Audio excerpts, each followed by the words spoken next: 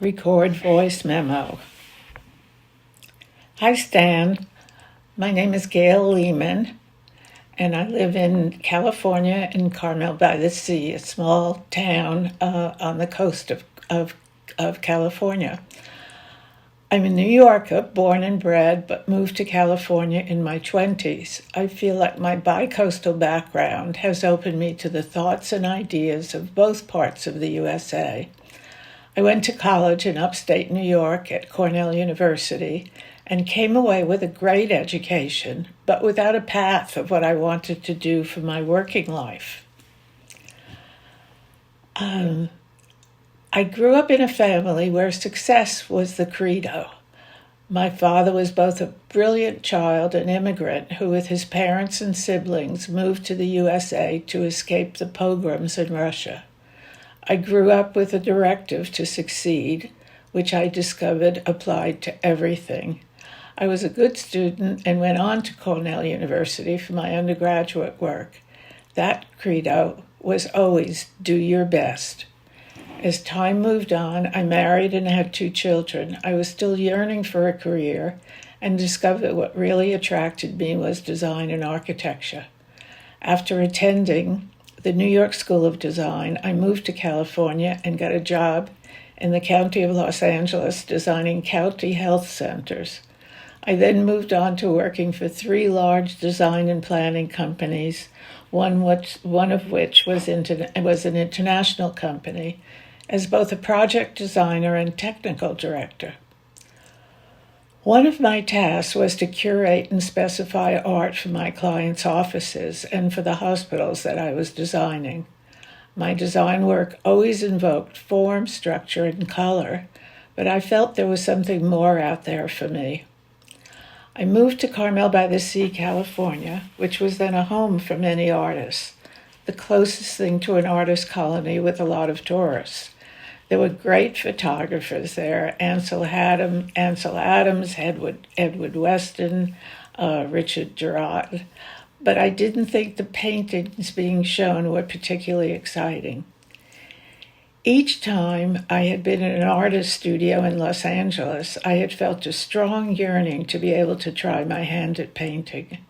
Now I really wanted to go back to school to paint, but not to do seascapes. I wanted to do what I was seeing in the world of abstract expressionism. I started taking classes at the local college and had great encouragement from one of my teachers. That led to more night classes, group figure work, more work sessions, workshops both locally and in Europe, more study, and finally someone had seen my work and offered me a solo show of my own. That event led me to stop taking any more design clients and to take the leap to paint full-time. I was accepted at what I felt was then the only contemporary gallery in Carmel by the Sea. As for people that influenced me, I am truly awed by many of the artists who opened the world to a new style of painting. Franz Kline, Cy Twombly, William de Kooning, Juan Miro, Jackson Pollock, Joan Mitchell, Helen Frankenthaler, and in our current time, Gerhard Richter. Right now, I'm always trying to reach a new level. If there is a new idea, I typically try to see if it will become a diptych or a triptych or the start of a series. Recently, I was in Spain. I am represented in a gallery in Madrid by someone who found me, an owner who found me on LinkedIn. And I went to visit a small city quite close to Madrid called Cuenca. It's an amazing little city that's been built into the rock formations. In Cuenca, Contemporary Art Museum has a fabulous collection. It is owned by the Juan March Foundation. Most of my travels around the world have taken me in search of places with contemporary art museums.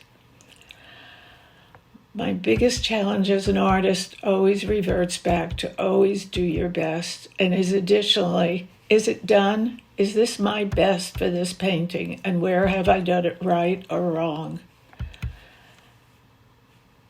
I've tried unconventional mediums. I'm actually using black gesso now for complete coverage of the canvas as an underpainting.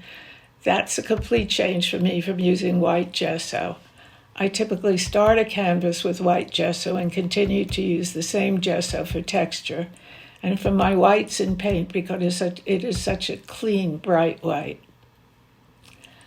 You've asked me if I listen to music. Yes, I love music and listen to many types, from African drumming to Sting to Dylan to classical and current Broadway shows to Pavarotti to opera. Always hoping my neighbors have good soundproofing.